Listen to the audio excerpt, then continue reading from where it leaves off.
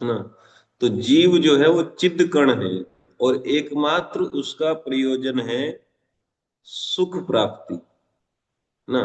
क्या क्या प्रयोजन है? सुख। जैसे हर व्यक्ति का या हर वस्तु का, हर एक उपकरण का एक एक जो है क्या होता है, एक प्रयोजन होता है। बिना प्रयोजन के कोई भी चीज एग्जिस्ट नहीं करती है, कुछ ना कुछ प्रयोजन रहता है। तो इस जीव का जो चिद कण है, इसका प्रयोजन है सुख। ठीक है, सुख प्रयोजन है। लेकिन भगवान के साथ संबंध में रहते हुए खूब सुख में जीव रह सकता है। लेकिन कुछ जीव ऐसे हैं जो भगवान से विमुख होकर के सुख लाभ करने की चेष्टा करते हैं, उनको तुरंत माया पकड़ लेती है। समझ गए ना? उनको तुरंत माया क्या करती है? पकड़ लेती है। क्योंकि देखिए, और वो संभव ही नहीं है ना। माया का मतलब क्या है? माया जो नहीं है, मतलब वो संभव ही नहीं है। भगवान से विमुख होकर के सुख भोगना संभव ही नहीं है। जैसे एक पारिवारिक बहुत उदाहरण देते थे, जैसे एक स्क्रू है, स्क्रू है ना, एक वो है ना, वो नट बोल्ट होता है ना, छोटा सा स्क्रू, पेंच कहते हैं जिसको। वो जैसे आप लोग बाइक चलाते होंगे, खास करके बुलेट कोई चलाया होगा, उसके साइलेंसर में एक स्क्रू होता है छोटा सा, इतना सा। एक बार मेरी बुलेट का वो जो है गिर गया था कहीं पे, मेरे अब इसलिए याद है क्योंकि 90 रुपए में डला था वो, है ना, इतना सा। तो मैं आश्चर्यचकित हो गया कि इतना सा स्क्रू 90 रुपए का ना। तो इतना सा एक स्क्रू होता है उसमें, साइलेंसर में। अच्छा, वो निकल करके जब गिर जाए तो उसकी कितनी वैल्यू है? कोई व्यक्ति उसको साफ करेगा डेली उस स्क्रू को? वो ठोकरों में गिरता फिरेगा ना, एक व्यक्ति ठोकर मारेगा, फिर दूसरी ठोकर लगेगी, कहीं नाली में गिर जाएगा, उसकी मतलब अंत काल तक दुर्गति होती रहेगी उसकी। फिर कबाड़ी के यहाँ बिक जाएगा, कबाड़ी उसको पिघला देगा, ऐसा ही।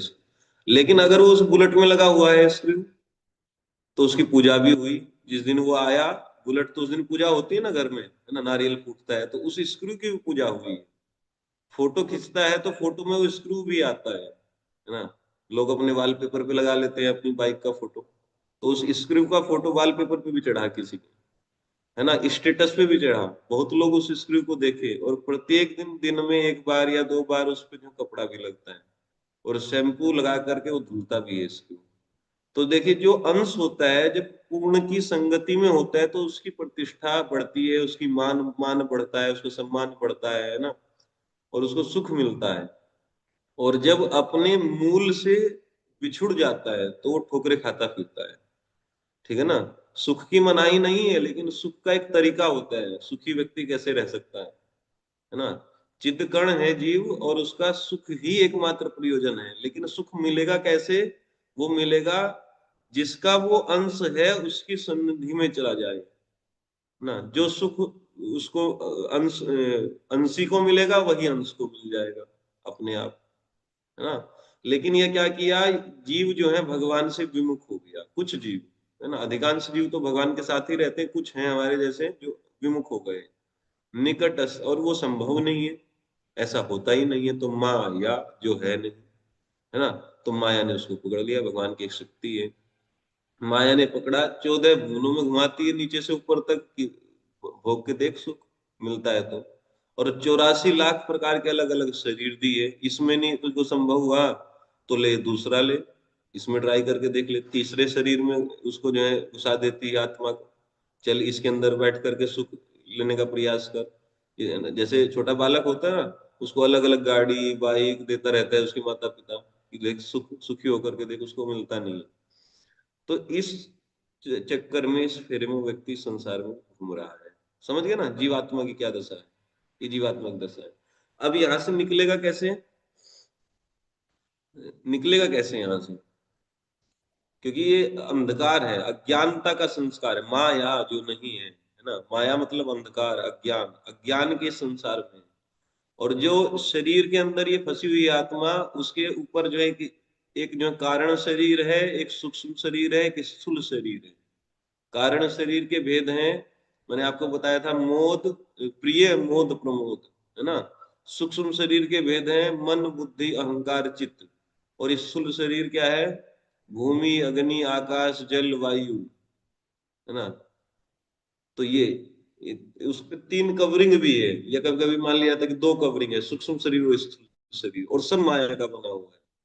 तो यहाँ से निकलेगा कैसे? कोई व्यक्ति दूसरा ज्ञान दे तो उसकी बुद्धि भी माया की बनी हुई है, एक अंधा दूसरे अंधे को कैसे निकाल देगा? तो यहाँ से निकलेगा कैसे, है ना? भगवान बहुत प्रेम करते हैं जीव को, क्योंकि भगवान का अंश है ना जीव। देखो, विमुख हुआ लेकिन उसके बाद भी, क्योंकि सुहृद है, सुहृद का स्वभाव होता है कि वो बिना कारण के हित करते हैं किसी का। उनका एक स्वभाव है हित करने का। चाहे तुम उनको गाली दो, उनको मारो पीटो, उनसे दूर रहो, उनको कहो कि वो है ही नहीं या निराकार है, कुछ भी कहो, अनादिकाल से तुम उनका विरोध करो, लेकिन वो तुमको प्रेम करते रहेंगे। इसको कहते हैं सुहृद। भगवान सुहृद है जीव के। तो इतना बड़ा जो है ये गड़बड़ किया, उसके बाद भी भगवान एक व्यवस्था बनाए हैं इसको यहाँ से निकालने की। बताओ क्या व्यवस्था है? उस व्यवस्था का नाम बता दीजिए, एक शब्द बता दीजिए क्या है। भक्ति। हरि नाम संकीर्तन प्रभु जी। हरे कृष्ण। संकीर्तन, भक्ति, और एक वस्तु दिए हैं भगवान, एक वस्तु दिए हैं कि इसका साधु संग। है, साधु संग। साधु संग। ठीक है, और एक्चुअली साधु वो बना कैसे? क्योंकि साधु भी तो एक बद्ध जीव ही है, इधर का ही है ना? वो प्रभु जी बुद्धि। बुद्धि तो माया की है। मनुष्य शरीर दिए। मनुष्य शरीर दिए, ठीक है, मनुष्य से, ठीक है। एक्चुअली वेद दिए ना, अच्छा, वही वेद मैं सोच रहा था, शास्त्र लिख वेद दिया। दिए, ज्ञान दे दिए, है ना? अपन, और वेद क्या है? भगवान ही जो है, भगवान की वांगमयी मूर्ति है वेद। भगवान ही वेद बन करके इस संसार में आ गए कि लो, हम हमारा सहायता ले लो और फिर निकल लो यहाँ से, है ना? तो भगवान वेद दिए। एक प्यार भी आता है चैतन्य चेतामृत में, कृष्णदास कविराज गोस्वामी बोलते हैं, कैसे याद है क्या कि किसी को? भगवत गीता के आमुख में भी प्रभुपाद जी लिखे हैं उसको,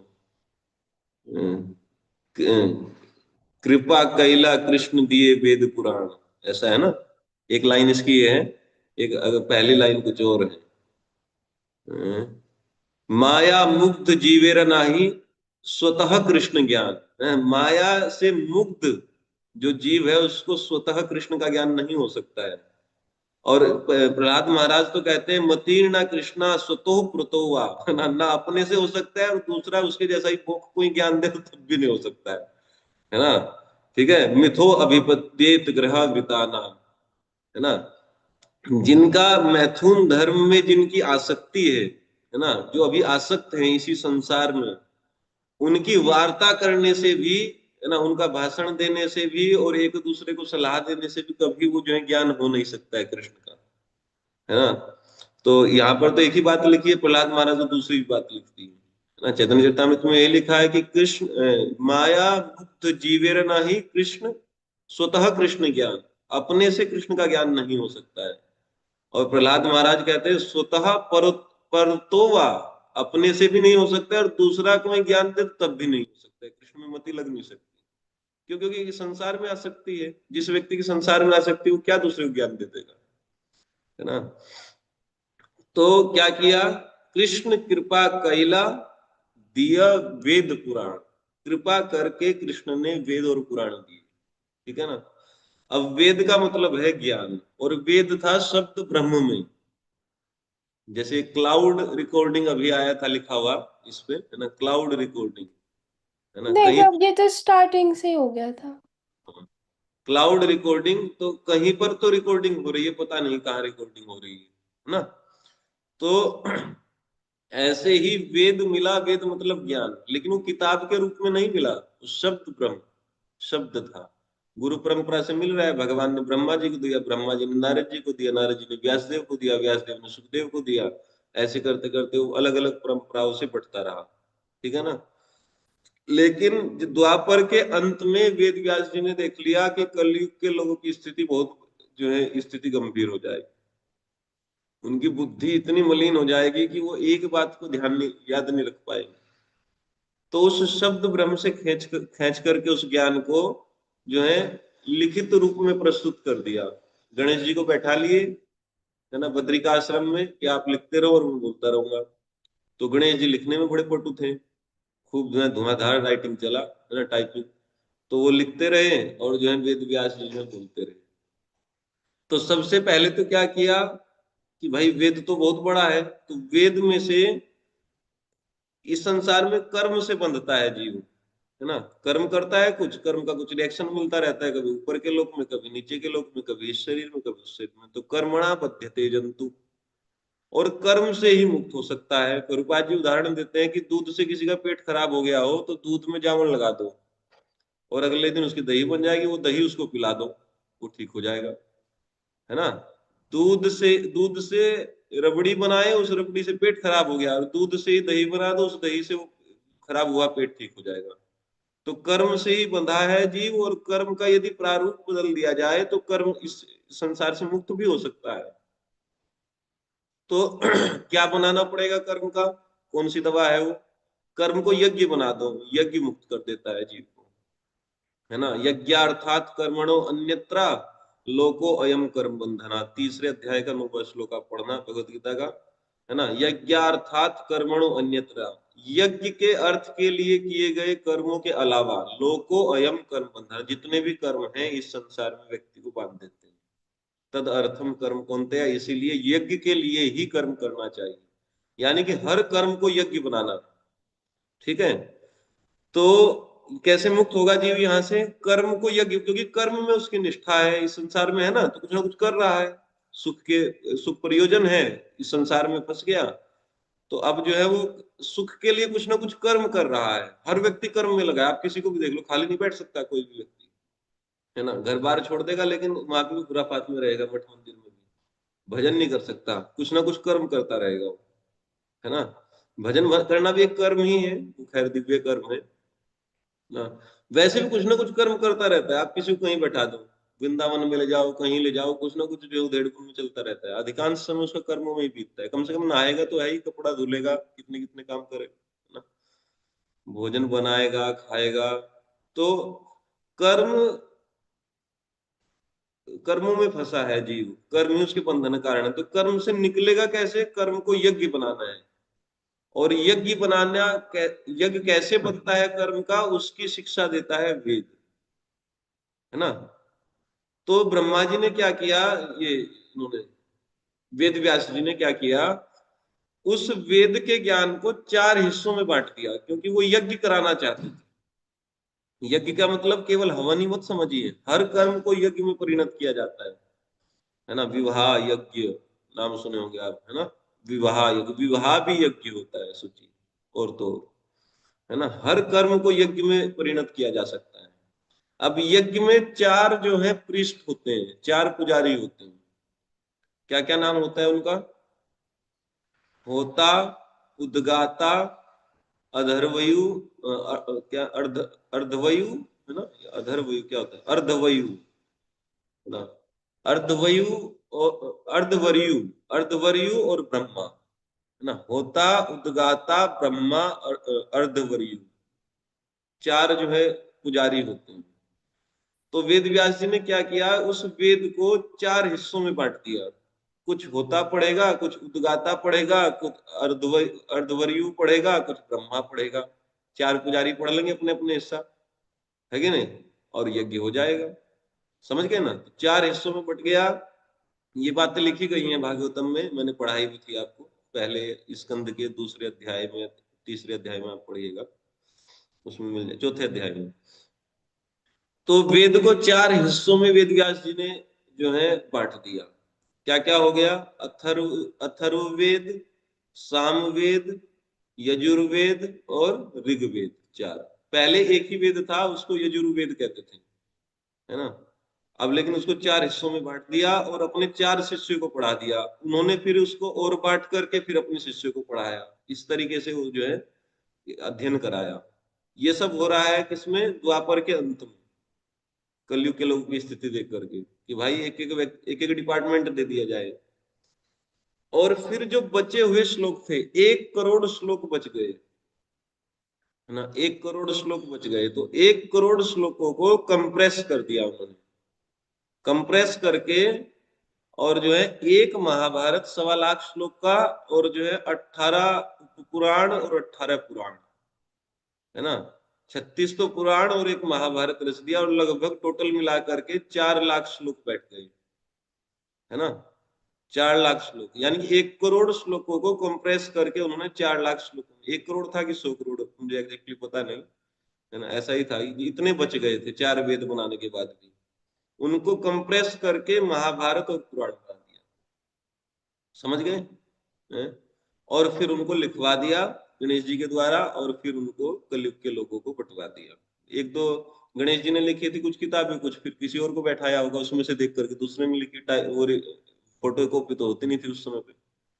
लेकिन कालांतर में अभी जीव गोस्वामी के समय तक, यानी कि आज से 500 साल पहले जीव गोस्वामी ने खूब खोजबीन करके पाया कि जितना अलग अलग जगहों पे पता चलता है कि वेद कितना है, 4 वेद, उसका 6% ही अवेलेबल है, बाकी सब विलुप्त हो गया।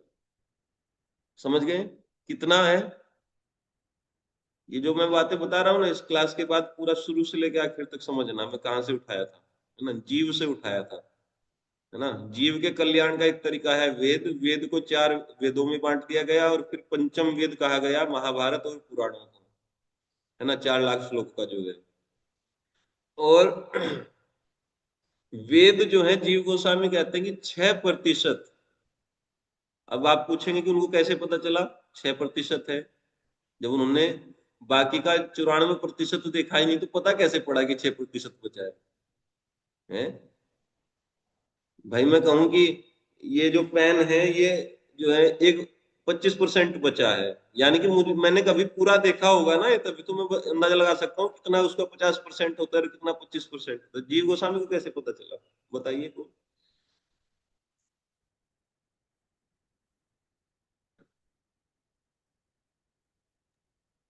अब क्या सोच के बताएं प्रभु, आप ही बता दीजिए। हैं? ये तो बड़ा प्रश्न है प्रभु जी। कठिन है। अरे आउट ऑफ सिलेबस क्वेश्चन प्रभु जी। आउट ऑफ सिलेबस नहीं, देखिए क्या होता है, उसके अंदर ही लिखा रहता है ना, वेद जितना बचा हुआ है उसमें ही कहीं कहीं पर ये लिखा हुआ है कि कितने श्लोक थे। जैसे श्रीमद् भागवतम में ही कहीं पर एक श्लोक आता है जिसमें ये लिखा हुआ है कि इस भागवतम में 12 स्कंद है, 335 अध्याय, 18,000 श्लोक है। भागवतम के अंदर ही एक श्लोक ऐसा आता है इसमें 18,000 श्लोक है। तो अलग अलग पुराणों के अंदर दूसरी पुराणों का या उस पुराण का या किसी वेद के श्लोकों की संख्या दी गई है। तो जो 6% बचा हुआ है, या पुराणों में कहीं पर जो है स्पष्ट आता है कि इस वेद में या इस उपनिषद में कितने श्लोक हैं। जैसे हम लोग ब्रह्म संहिता पढ़ते हैं, तो ब्रह्म संहिता में 100 अध्याय हैं। ये ब्रह्म संहिता के अंदर ही आता है, लेकिन अभी केवल 2 ही अध्याय अवेलेबल है, 5वां और 14 नंबर का। 5वां अध्याय का 29 श्लोक हम लोग गाते हैं, जो ब्रह्मा जी की स्तुति है। 5वें अध्याय का भी 29 श्लोक, उसमें भी बहुत सारे श्लोक हैं, लेकिन हम केवल वो ब्रह्म संहिता के जो ओरिजिनल ब्रह्म संहिता है उसके 100 अध्याय हैं, उसमें से एक अध्याय जो 5वां अध्याय है उसके केवल हम 29 श्लोक गाते हैं, जिसको हम ब्रह्म संहिता कहते हैं। ब्रह्म संहिता बहुत बड़ी है। तो ये बात कहाँ लिखी है कि 100 अध्याय है, इन श्लोकों के अंदर लिखी है ना। 14वें अध्याय में बात लिखी है कि 100 ये जो है अध्याय में है। तो जीव गोस्वामी कहते हैं कि अब इस 6% वेद से, अब जो मैं वेद कह रहा हूं, वेद का मतलब है 4 वेद, है ना, ठीक है, ऋग यजुर साम अथर्व, ये वेद का मतलब, अब मैं ये वेद कह रहा हूँ, श्रुति जिसको कहते हैं। तो श्रुति शास्त्र जो है 6% बचा हुआ है। एक बात तो ये, दूसरी बात ये, हम लोगों में बुद्धि बहुत कम है, ठीक है, दूसरी बात ये है। तीसरी बात यह है कि जो श्रुति शास्त्र में, वेदों में, उपनिषदों में जो संस्कृत उपयोग में आई है वो बहुत कठिन होती है ना, और सीधा सीधा उसका अर्थ निकालना बहुत कठिन है, वो परोक्ष रूप में बोले जाते हैं वाक्य। तो इसलिए जीव गोस्वामी ने निष्कर्ष निकाला कि 4 वेद पढ़ करके कलयुग में किसी जीव को पूरा पूरा ज्ञान नहीं हो सकता, वो अंदाजा ही लगाएगा। अब देखिए, ये मत समझिए कि जीव गोस्वामी वेद वेद अध्ययन के विरोध में थे, ऐसा नहीं है। उन्होंने अपनी जितनी भी व्याख्याएं दी हैं उनमें वेदों से भर भर के प्रमाण दिए हैं, रेफरेंस खूब दिए हैं, उपनिषदों से जितना भी अवेलेबल है। वो ये देखिए, एक ईमानदार आचार्य हैं, उन्होंने बताया सब, है ना। गुमराह नहीं किया किसी को। उन्होंने बताया कि जितना वेद अवेलेबल है और जिस हिसाब से बुद्धि चलती है जीवों की संसार में कलयुग में आजकल, आज से 500 साल पहले बताया था उन्होंने। अभी तो और भी ठप हो गई है जब से ये चैट जीपीटी और ये सब आया ना, एआई, है ना। अभी तो खत्म हो जाएगी अभी थोड़े दिन में, और है ना वो जो है खाना पीने की बात तक नहीं आप उनको समझा पाओगे, है ना। वेद की बात तो बहुत दूर की बात है ना, क्योंकि सब काम जो है एआई करेगी अब, है ना। आजकल किताब भी लोग एआई से लिख रहे हैं। एआई पे कुछ लिख देते हो, किताब छाप देती है, तो फिर अपना नाम नीचे लिख के। एक वक्त बता रहा था कि साधु लोग ऐसा कर रहे हैं आजकल, चैट जीपीटी से किताब लिखवाते हैं और अपना नाम लिख करके फिर उसका विमोचन करा देते हैं कहीं जाकर। तो जब साधुओं की ये दशा है तो फिर आम जनता की क्या होगी, तो आप अंदाजा लगा सकते हैं। तो बुद्धि 500 साल पहले जीव गोस्वामी ने कहा कि इतनी मलिन है और वेद इतना कठिन है और 6% है कि 4 वेदों के ज्ञान से किसी व्यक्ति को परम तत्व का ठीक ठीक ज्ञान नहीं हो सकता। तो फिर क्या किया जाए? तो जीव गोस्वामी ने कहा कि जो अब ये जो महाभारत है, महाभारत में क्या है, महाभारत में खिचड़ी है, बहुत चीजें हैं। क्योंकि स्त्री, शूद्र और वैश्य, अब आप ये मत समझना कि हम ब्राह्मण है, क्षत्रिय है ना, ठीक है। द्विजातीय बंधु जो है और स्त्री, इनमें कम बुद्धि होती है ना। स्त्री में भी, शूद्र में भी, वैश्य में भी, और ब्रह्म बंधु में भी, और क्षत्रिय बंधु में भी। तो ब्राह्मण क्षत्रिय तो है ही नहीं कोई भी आजकल, है ना। व्यापारी और शूद्र वाली ही मानसिकता डेवलप हो रही है धीरे धीरे, और स्त्रियों में खूब घुसे रहते हैं, तो स्त्री पुरुष में भी लगभग एक ही जैसे गुण आ गए हैं ना। संकीर्णता, ईर्ष्या, बस उसी से जीव मर रहा है ना। केवल भोग की ही बातें, 4 आदमियों की बात सुन लो, केवल भोग की बात करें, दूसरी बात होती ही नहीं, है ना। क्योंकि यही होता है ना। तो स्थिति वो बड़ी नाजुक है। तो महाभारत उन लोगों के लिए लिखा गया है, इसमें बहुत बहुत बातें हैं महाभारत में, थोड़ा सा पढ़ा संक्षेप में, है ना। इतनी इतनी बातें हैं कि अगर कोई व्यक्ति भगवत गीता को ठीक से गुरु परंपरा में ठीक से ना पढ़ा हो, खास करके प्रभुपाद जी की भगवत गीता को ना पढ़ा हो, महाभारत में खो जाएगा, है ना। उसको निष्कर्ष निकालना कठिन हो जाएगा। कोई एक अंश पकड़ लेगा और सोचेगा कि यही भक्ति है, बस इसी से मैं पार हो जाऊंगा, वो गिर जाएगा नरक में जाकर के, है ना। बहुत बातें महाभारत में लिखी है, बहुत अच्छा ग्रंथ है, लेकिन उसी को समझ में आएगा जो पहले जीव गोस्वामी की बातें सुना है ना, या प्रभुपाद जी की बातें पढ़ा है 2, 4, 10 साल तक। तो महाभारत में पूरा पूरा निरूपण ठीक से नहीं हो पाता, है ना। तो फिर कहाँ चले? पुराणों में चले। पुराणों में जीव गोस्वामी कहते हैं कि मत्स्य पुराण में लिखा है कि पुराणों का 3 विभाग होता है। सात्विक लोगों के कुछ लिए कुछ पुराण बनी हुई है, राजसिक लोगों के लिए कुछ पुराण बनी है, और तामसिक लोगों के लिए कुछ पुराण बनी है ना। समझ गए? तो जो तामसिक लोगों के लिए, राजसिक लोगों के लिए, उनको परम तत्व से क्या मतलब, है ना। परम सत्य से उनको क्या मतलब, उनको तो थोड़ा थोड़ा उबारना है बस। तो यानी कि इनको भी हटाओ। हटाना नहीं है, आप ये मत समझिए कि वो किसी काम के नहीं है, बहुत काम की है। जीव गोस्वामी सबसे सहायता ली है। एक ऐसा ग्रंथ जो परम प्रमाण के रूप में स्थापित हो सके, वहां पर आओ, जिससे जीव निकल सके यहां से। तो सात्विक पुराणों में एक आती है श्रीमद् भागवतम, जो रिकम्पाइल्ड है। एक बार पहले लिखी गई थी, जब 18 पुराण लिखी गई, फिर महाभारत लिखा गया, और फिर 2 बार से रिकम्पाइल किया गया एक पुराण। ये आप समझना इस बात को, है ना। ये मैंने आपको पढ़ाया था भागवतम में। 4 वेदों के बाद 18 पुराण लिखी गई थी, है ना। और उनमें एक भागवत पुराण भी थी, श्रीमद् भागवतम। फिर महाभारत लिखा, ठीक है ना। वेदांत सूत्र लिखा, फिर महाभारत लिखा, और महाभारत लिखने के बाद फिर असंतोष हुआ व्यासदेव को। तब नारद मुनि बद्रिका आश्रम में आए और उनको बताए कि एक ऐसा ग्रंथ लिखो जिसमें, मेरी बात को ध्यान से सुनना, जिसमें भक्ति को परम पुरुषार्थ के रूप में बारंबार अधिकता से वर्णन किया गया। भक्ति को परम पुरुषार्थ के रूप में, भक्ति को मोक्ष के साधन के रूप में नहीं। ऐसा तो आपने वर्णन किया है बहुत जगह, है ना। भक्ति को जो है चित्त शुद्धि के लिए या जो है मोक्ष के साधन के लिए तो आपने बहुत जगह वर्णन किया, लेकिन भक्ति को परम पुरुषार्थ के लिए, भक्ति करके क्या पाएंगे? भक्ति ही पाएंगे, यही लक्ष्य होना चाहिए। तो परम पुरुषार्थ के रूप में आपको वर्णन करना है। वेद व्यास जी ने कहा कि मैंने किया है जगह जगह, भगवत गीता में, महाभारत में भी मैंने बोला है ना, अनन्य चेता सत्तम यो माम स्मृति नित्यसा। तो नारद जी ने कहा 2-4 श्लोक देने से कुछ नहीं होगा, एक ऐसा ग्रंथ लिखो जिसमें शुरू से लेके आखिर तक भर भर करके भक्ति परम पुरुषार्थ के रूप में वर्णन हुआ है। 2-4 श्लोकों से क्या होगा? भगवत गीता में 10-20 श्लोक इधर उधर मार दिए कहीं, और तमाम चीजें कर्म की, ज्ञान की भरे बैठे हो, उससे नहीं होगा।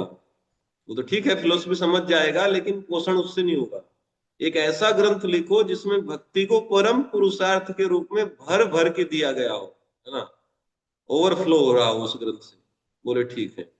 फिर भागवतम को रिकम्पाइल किया मन में, है ना, मन में पहले उसकी रचना कर दी थी, है ना, उसको रिकम्पाइल किया, फिर गणेश जी से लिखवाया ना। तो फिर भागवतम जो हम अभी पढ़ते हैं रिकम्पाइल्ड एडिशन है, दोबारा से, है ना, दोबारा से शोधन किया गया, और फिर जो है भक्ति को मैक्सिमाइज कर दिया गया, कर्म को और ज्ञान को मिनिमाइज कर दिया गया, है ना, और स्पष्ट भक्ति की प्रधानता दिखाते हुए भागवतम की रचना की।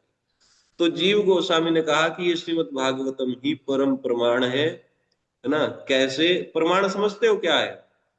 ये सारी बात मैं बहुत तेजी के साथ बता रहा हूँ कुछ चीजें, लेकिन ये बहुत बहुत जगह से पढ़ करके बता रहा हूँ। प्रमाण किसको कहते हैं, एक बार फिर से सुनो। परमा कुरुते इति प्रमाणम। ज्ञान और प्रमाण दो शब्द हैं, है ना। किसी वस्तु का ज्ञान, जैसे ये एक टेप रिकॉर्डर है, इसका ज्ञान और इसका प्रमाण दो चीजें, है ना। प्रमा और ज्ञान, ज्ञान मतलब होता है ज्ञायते इति ज्ञानम, जिससे जाना जाए किसी वस्तु के बारे में, उसको कहते हैं ज्ञान। जैसे कुछ अक्षर लिखे हुए हैं इस कापी पे, और मैं उसको पढ़ लूं और इसके बारे में कुछ जान जाऊं, तो इसका मतलब जो लिखा हुआ वस्तु है, जो लिखा हुआ मैटर है, क्या होगा? ज्ञान होगा इस वस्तु का। समझ गए ना? ज्ञायते इति ज्ञानम। लेकिन यथार्थ ज्ञान जो करा दे उसको प्रमा कहते हैं, यथार्थ ज्ञान, है ना, जो प्रमा करा दे उसको प्रमाण कहते हैं। ठीक है, आई बात। प्रमा मतलब जो यथार्थ ज्ञान करा दे। जैसे मैं ये टेप रिकॉर्डर आपको दिखाया, तो आप में से कुछ लोग बोलेंगे कि एफएम है, कुछ लोग कुछ बोलेंगे। बताओ, अच्छा 2-4 लोग क्या है? एक व्यक्ति बताओ, कोई आपको क्या दिख रहा है, क्या है? ये सर ये प्रो, ये प्रभुपाद जी के लेक्चर्स की वो है प्रभु जी। प्रभुपाद जी के सारे लेक्चर्स इसमें दिए गए हैं। ठीक है, प्रभुपाद जी के लेक्चर सुनने के लिए। और कोई बताइए। उसमें कोई भी लेक्चर अगर आप मेमोरी कार्ड लगा के उसमें रिकॉर्डिंग डाल के बजाएंगे तो चलेगा। ठीक है, मुझे तो ठीक से आवाज भी नहीं आ रही है किसी की। चलो ठीक है, मैं बताता हूँ। अभी 10 लोगों से पूछोगे, आप लोगों को तो पता है, खैर बाहर के लोगों को दिखाओगे तो सब कुछ कुछ बताएंगे कि ये है, वो है, ये जो है पहले चला करता था 20 साल पहले, तब का रखा हुआ आपके पास, है ना। तो बहुत बहुत बातें बताएंगे, सब ज्ञान देंगे इसके विषय में, है ना। कोई बताएगा इसमें जो है एंटीना लगा करके इसमें वो एफएम रेडियो भी हम सुन सकते हैं। लेकिन जिसने ये बनाया है उससे पूछ लो जाकर के, वो बता देगा कि भाई एक कंपनी का खरीदा था, इसमें एक चिप में मैं जो है राधा गोविंद महाराज के लेक्चर भरा, है ना, और इसमें लगा दिया। ठीक है, इसमें एक बैटरी है पीछे, इधर से चार्ज होता है, एक बार चार्ज करके इतना चलता है, वो स्पष्ट सब बता देगा। और भी कोई जानकार होगा तो बता देगा कि ये बनता कैसे है, ये भी बता देगा, है ना। सूर्य नारायण प्रभु है वहां पे वृंदावन में, उनसे पूछ लोगे तो सब बता देंगे, बैटरी कैसे बनती है, चिप कैसे बनती है, उसको हर चीज का ज्ञान है। वो हर चीज का ज्ञान लिए बैठे रहते हैं। चिप बनती कैसे है ना। एक दिन मुझे बता रहा था कि बारूद कैसे बनता है, मैं बताता हूँ आपको। मैंने कहा भाई रुक जा यार, भजन वजन कर लेने दे। कह रहे बहुत आसान है प्रभु जी बम बनाना, हम बना सकते हैं बैठ करके। है ना, कह रहे गोली बनाना बहुत आसान है। मैंने कहा यार, कह रहे कि मैंने बना दिया था एक बार लेबोरेटरी में। कह रहे कि वो ब्लास्ट भी हो गया था, मेरा हाथ जल गया था, कि मैंने उसमें टेस्ट ट्यूब में बना दिया था एक बार। तो समझ रहे हैं, तो यथार्थ ज्ञान को प्रमा कहते हैं। ठीक है ना। तो इस संसार से निकलना है तो हमको कुछ ज्ञान चाहिएगा कि नहीं? भाई रास्ते का पता करना हो तो ज्ञान चाहिएगा, है ना। तो ज्ञान तो बहुत बहुत है, पूरे वेद भरे हुए जगह जगह से आपको मिल ही जाएगा। पुराण है, महाभारत है, ज्ञान ही ज्ञान तो है। और सब ठीक है, कोई ऐसा भी नहीं है कि भाई गलत है। ज्ञायते इति ज्ञानम, कुछ जानकारी हो ही जाती है ठीक ठीक। लेकिन प्रमाण है ना, और वो भी परम प्रमाण, परम प्रमा जो करा दे, है ना, हाईएस्ट यथार्थ ज्ञान जो करा दे, एग्जैक्टली कैसे निकला जाएगा। तो जीव गोस्वामी ने कहा श्रीमद् भागवतम, है ना। अच्छा, ये कैसे, अब आप पूछेंगे कि भाई कैसे, या कोई दूसरे संप्रदाय का व्यक्ति पूछ ले जो गौड़ीय वैष्णव नहीं है, कि अरे तुम्हारे जीव गोस्वामी ने कैसे बता दिया कि भागवतम परम प्रमाण है, हम तो शिव पुराण को मानेंगे परम प्रमाण। तो उसके लिए आप लोग को पढ़ लेना चाहिए, मैंने भी नहीं पढ़ा, मैं पढ़ना स्टार्ट करूंगा। एक है षड संदर्भ, है ना। जीव गोस्वामी ने एक थीसिस लिखा, गोपाल भट्ट गोस्वामी ने और जीव गोस्वामी ने दोनों ने मिलकर, है ना। प्रारंभ किया था गोपाल भट्ट गोस्वामी ने, लेकिन बाद में उसको ठीक से रूप दे करके प्रस्तुत किया जीव गोस्वामी ने। काम चालू कर दिया था जो है गोपाल भट्ट गोस्वामी ने। सनातन गोस्वामी गोस्वामी जो है प्रेरणा दे रहे थे इनको कि ऐसा करो, और गोपाल बहुत मेहनत किए हैं, है ना। साधु लोग, बड़े बड़े भजन करने वाले लोग बहुत मेहनत किए, लेकिन हम लोग लाभ नहीं उठा रहे हैं, उसका वो अलग बात है। हम केवल प्लॉट ही खरीद रहे हैं, है ना। यहाँ रजिस्ट्री करा लो, वहां दाखिल करा दो, यहाँ खर्च करा दो, इसी में जीवन बीत जाएगा, फिर पशु बन जाएंगे, है ना। अभी बस यही चल रहा है, iPhone ही चल रहा है अभी। अभी i17, फिर i18, है ना। वो बेचारे जो है दुखी होकर के चले गए, दुखी हो रहे होंगे बैठ करके कि देखो नालायक i17, है ना। किसी मलेच्छ ने बना दिया तो उसको तो बहुत सीरियसली ले रहे हैं, हमको सीरियसली ले रहे हैं, है ना। वो मलेच्छ बना बना करके दे रहे हैं इनको, उनमें ही रमण कर रहे हैं। हम जो बना करके दिए, है ना, परमा का साधन, उसमें रमण नहीं कर रहे हैं, है ना। गूगल पे ही सर्च मारते हैं, है ना। सर्च जो है इधर नहीं मार रहे हैं, प्रमाण जो करके दिए। तो थीसिस बनाए और उसका नाम लिखे भागवत संदर्भ। क्या लिखे, बोलो, है ना। सब बातों को लिख लेना एक जगह, ये प्रचार के लिए भी काम आएगी।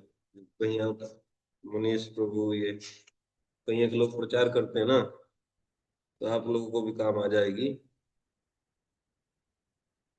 तो भागवत संदर्भ उसका नाम, संदर्भ मतलब श्रीमद् भागवतम के संदर्भ में, है ना, उसी के संदर्भ में ये थीसिस लिखा गया है, उसी को एक्सप्लेन करते हैं भागवत संदर्भ।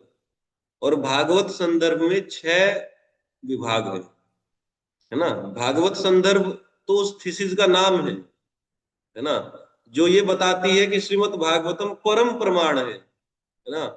ये सिद्ध करते हैं जीव गोस्वामी की श्रीमद् भागवतम परम प्रमाण, प्रमाण समझ गए, परमा कुरुते इति प्रमाण, जो परमा यथार्थ ज्ञान कराता है इस संसार से निकलने का।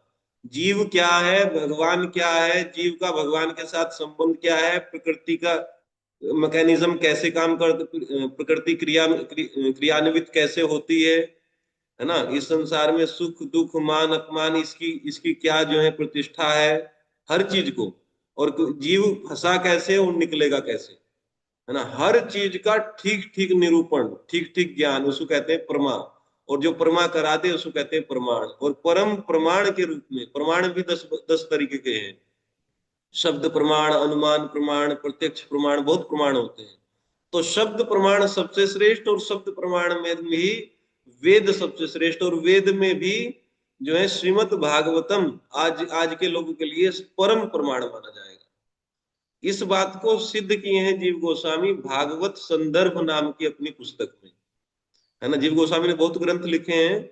एक ग्रंथ लिखा है क्रम संदर्भ। क्रम संदर्भ है रनिंग कमेंट्री भागवतम पे, ये ध्यान रखना। क्रम संदर्भ क्या है, श्रीमद् भागवतम के 18,000 श्लोकों पे रनिंग कमेंट्री है। जैसे विश्वनाथ चक्रवर्ती ठाकुर लिखे हैं, प्रभुपाद जी लिखे हैं, है ना, जीव श्रीधर स्वामी लिखे हैं। हर श्लोक के नीचे कमेंट करते हुए चले, उसको कहते हैं क्रम संदर्भ। वो अलग है, उसको, है ना, उसको अलग रखना हमेशा। क्रम संदर्भ अलग है। जैसे विश्वनाथ चक्रवर्ती ठाकुर ने, जीव गोस्वामी ने, विजय ध्वज तीर्थ ने, है ना, अलग अलग आचार्यों ने कुछ कमेंट्री लिखी है। तो ऐसे ही जीव गोस्वामी ने पूरे 18,000 श्लोकों पे कमेंट्री लिखी है, उसका नाम है क्रम संदर्भ।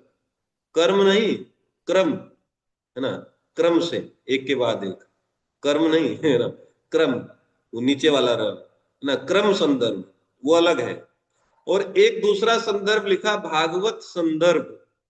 श्रीमद् भागवतम को परम प्रमाण के रूप में स्थापित करने के लिए एक जो है थीसिस लिखी गई, उसको लिखा भागवत संदर्भ। ठीक है। ये गोपाल भट्ट गोस्वामी ने नाम दिया था भागवत संदर्भ। फिर जीव गोस्वामी ने इसको आसानी से समझाने के लिए 6 हिस्सों में बांट दिया भागवत संदर्भ को। और उन 6 का नाम है, पहले का नाम है तत्व संदर्भ, दूसरे का नाम है भगवत संदर्भ, ये भगवत है ना। माँ का नाम क्या है? भागवत। और बेटी का नाम क्या है? भगवत, है ना।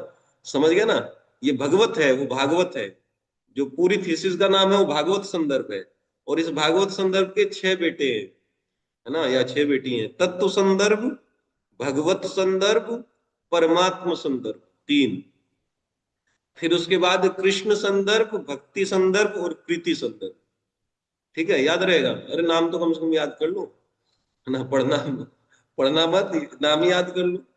जब यमराज के यहाँ फट्टे बजेंगे तो ऐसे चिल्लाना तो क्या पता कुछ रियायत हो जाए कि तत्व संदर्भ पढ़ लिया होता तो जान बच गई होती, है ना। परमात्मा संदर्भ पढ़ लिया होता तो जान बच गई होती। आई आई आईफोन के चक्कर में ना पड़ता तो जान बच गई होती, है ना। तो नाम ही याद कर लो, मान लीजिए पढ़े ना पढ़े, है ना। तत्व संदर्भ, क्योंकि ये ज्ञान नष्ट नहीं होगा, अगले जन्म में भी याद रहेगा। इतना किताबों के नाम याद रहेंगे तो खरीद लेंगे खंडेलवाल के यहाँ से, अगले जन्म में फिर पढ़ना चालू करेंगे, है ना। नेहा विक्रमा नासोस्ति, इस मार्ग में, है ना, स्वल्पम अपि अस्य धर्मस्य, थोड़ा सा किया गया का भी नाश नहीं होता है। और प्रभु बड़े जी बड़े हिंदी में अवेलेबल है कि नहीं? मुझे आवाज किसी की सुनाई नहीं पड़ रही है, कुछ गड़बड़ हो रहा है मेरे से। हिंदी हिंदी में अवेलेबल है कि नहीं प्रभु जी? कुछ नहीं समझ में आ रहा है, लिख करके आप बता सकते हैं तो मैं पढ़ लूंगा। कुछ गड़बड़ है मेरे इस लैपटॉप में। आपका लैपटॉप ठीक है, लैपटॉप खराब है प्रभु जी। कुछ बोलने का कोई लाभ नहीं है ना, मुझे कुछ सुनाई नहीं पड़ रहा है, घै घै की आवाज आ रही ठीक है। तो खैर सुनो, तत्व संदर्भ, है ना। तो ये थोड़ा सा भी ज्ञान इस बार हो गया तो अगली बार इतना रहेगा कि ये 6 किताबें हमको पढ़नी है, तो फिर अगली बार पढ़ लेंगे, कोई दिक्कत नहीं है। इस बार हम लोग जो है मोबाइल और कार और प्लॉट के चक्कर में, है ना, ठीक है, ये भी जरूरी है अगली बार, है ना। लेकिन नाम याद कर लो, तत्व संदर्भ, ठीक है। फिर उसके बाद भगवत संदर्भ, भागवत संदर्भ के 6 हिस्से। तत्व संदर्भ, हाँ, हिंदी में अवेलेबल है, हिंदी में अवेलेबल है, इंग्लिश में अवेलेबल है, संस्कृत में अवेलेबल है, 3 भाषाओं में है। और भानु महाराज ने शायद और भाषाओं में भी करवा दिया होगा, रशियन वशियन में भी हो गया होगा, है ना। तत्व संदर्भ 1, भगवत संदर्भ 2, तीसरा परमात्म संदर्भ 3, चौथा है कृष्ण संदर्भ, भक्ति संदर्भ और प्रीति संदर्भ, 3 ही है। कृष्ण, भक्ति, प्रीति, तत्व भगवत परमात्मा, तत्व भगवत परमात्मा, कृष्ण, भक्ति, प्रीति, ठीक है, 3, 6। तो 6 ये हैं आपके संदर्भ। इससे क्या पता चलेगा कि श्रीमद् भागवतम परम प्रमाण है ना। अच्छा, अब आप कहेंगे कि भाई हमने मान लिया, मानने से नहीं होता है ना, ऐसे कहने से नहीं होता है। मान कहाँ लिया, अभी बुद्धि ने नहीं माना है, वो आपकी वाणी ने केवल मान लिया, वाणी बोल दिया, हमने तो मान लिया भागवत श्री कृष्ण भगवान है। अभी आपके मन ने नहीं माना है, बुद्धि ने आपकी नहीं माना है, अभी अहंकार ने भी नहीं माना है कि श्री कृष्ण परम भगवान है और श्रीमद् भागवतम परम प्रमाण है। आपकी वाणी केवल बोल रही है ना। जो कपट है अंदर, उस कपट ने मान लिया है ना, समझ गए ना। जो हमारे अंदर कपट भरा हुआ है ना, बोलने में आ जाता है ना। प्रभु जी मान लिया हमने, परम प्रमाण है श्रीमद् भागवतम, माना नहीं है। माने वाले की दशा ये नहीं होती है जो हमारी है ना। श्री कृष्ण परम भगवान है, मान लिया प्रभु जी हमने। तो मानने वाला ऐसे कार्य नहीं करता जैसे हम कर रहे हैं, है ना। इसका मतलब अभी ये केवल बोलने में आई है बात, हमारी बुद्धि अभी कन्विंस नहीं है कि श्री कृष्ण परम भगवान है और इस संसार से हमको निकलना है। मन अभी कन्विंस नहीं है, क्योंकि जहां रुचि होती है, जहां आसक्ति होती है, भाव अपने आप आ जाता है। भाव क्यों नहीं आ रहा है भक्ति में? क्योंकि हमारी रुचि ही नहीं है। और रुचि क्यों नहीं है? क्योंकि हमारी बुद्धि ही कन्विंस नहीं है। भाई बुद्धि जहां कन्विंस होती है वहां इंटरेस्ट जगता है, होता है कि नहीं ऐसा? आप ही बताइए।